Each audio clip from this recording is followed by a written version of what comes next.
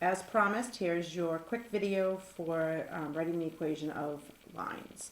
There are three types of equations that we use. The first is the point-slope form, the second is slope-intercept, and the third is standard. Now you guys are familiar with slope-intercept and standard already. Slope-intercept is your y equals mx plus b, and standard form is that form we looked at in class where we covered up the x's and y's to graph. So the only really new one is point slope, so that's where we'll start. So point slope form is the form y minus y1 equals m times x minus x1.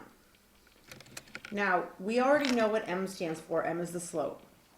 X1 and Y1 are the coordinates. So the X coordinate of a point on the line and the Y coordinate of a point on the line. So if I asked you to write the equation of a line in point slope form that has a slope of 2 and contains the point 1, 5, that means that my M is 2, my X1 is 1, and my Y1 is 5. So using my point slope form, y minus y1 equals m times x minus x1, I'm going to sub in the appropriate numbers to the appropriate places.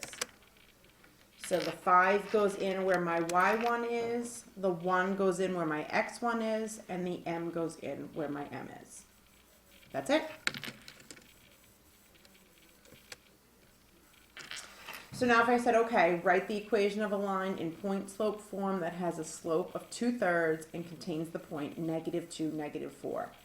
The difference between this example and the previous example is that I have negative coordinates. So still using y minus y1 equals m times x minus x1.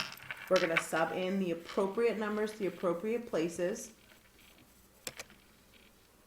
So it's going to be y minus -4 equals 2/3 times x minus -2. Now you guys learned before that if you have a minus and a negative, we can rewrite that as plus. So my equation in simplest form is going to be y plus 4 equals 2/3 times x plus 2. Now if we add one more element, this is something that you already know how to do, that is to find the slope given 2 points.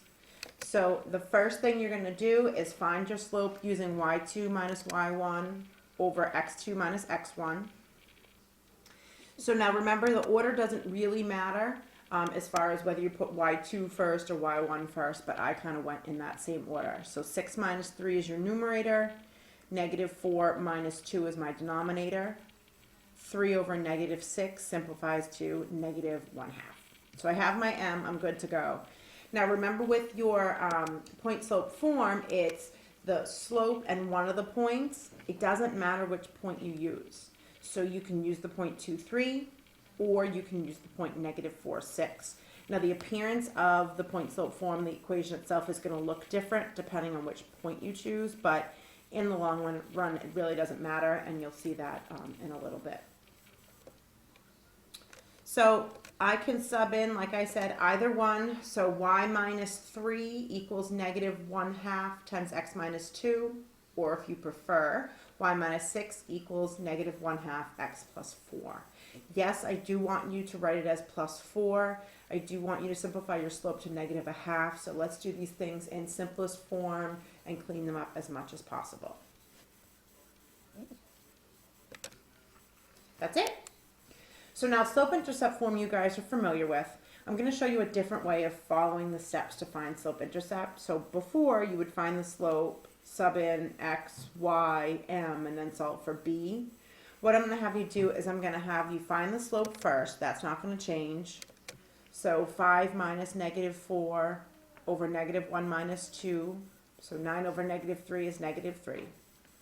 Then what you're going to do is you're going to sub into the point slope form. So 5 minus 4 equals -3 times x plus 1, or y plus 4 equals -3 times x minus 2. Doesn't matter which way. Now to rewrite that in slope-intercept form, my last step is going to be to solve for y. So that's the only difference between point slope and slope-intercept, is that slope-intercept has y alone. So what I would do first is distribute your slope. So either way, you can see that it's the same, you know, y minus 5 equals, and then distribute the slope, or the y plus 4, distribute the slope. Once I've distributed, I'm going to add 5 to left and right for that left equation, or subtract 4 from the left and right to the right equation. Either way, your slope-intercept form is the same. Good? Fabulous. Last but not least, standard form. So all the steps are the same. It gets really repetitive. The more you practice, the easier it is. You'll be able to fly through these if you do your practice. The first thing that you're going to do, again, as with the other two, is find the slope. So I end up with 6 minus 3 over negative 2 minus 0. 3 over negative 2 is my slope. Wonderful. Then I'm going to write it in point slope form. See what I mean about getting repetitive. Scroll down just a smidge. So either form is fine, using either point. If you look at the right-hand side, because it was a plus 0, I didn't go that step of writing x plus 0. If you're adding 0, you're not adding anything. It's good enough to just not have anything written. The next thing that you're going to do is, like what you did in the last one, is solve for y. So if you use the point negative 2, 6, you have an extra step. You'll distribute the negative 3/2 and then add 6 to both sides. If you use the 0, 3 point, distribute the negative 3/2 doesn't have to happen because you don't have anything to distribute it to. All you have to do is add the 3.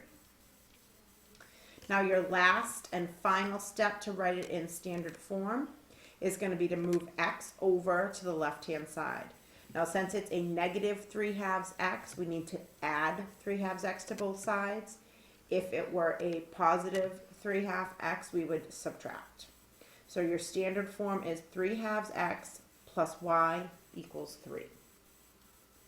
Now, I know that that was a quick overview of everything, but hopefully that's enough to help you complete the packet. Remember, the packet's on Edline. It's under the Worksheets tab.